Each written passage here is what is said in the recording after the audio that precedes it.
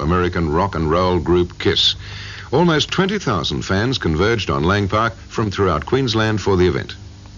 It's hard to believe that so many thousands of young people, mostly teenagers, have passed through these gates tonight, and yet they're in there, and they seem to be enjoying Kiss's special brand of spectacular, high-voltage rock and roll.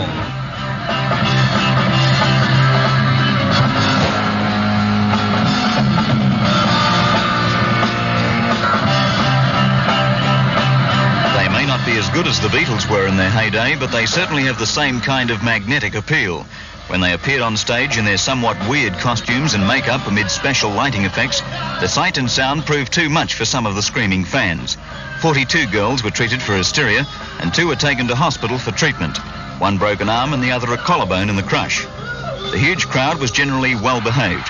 Only 3 people were arrested for unruly conduct. The army of Kiss fans were controlled in a strict military-like fashion by the large squad of security men and police. About 150 people watched the show from a vantage point outside Lang Park in Castlemaine Street. There were the usual complaints by nearby residents about the noise.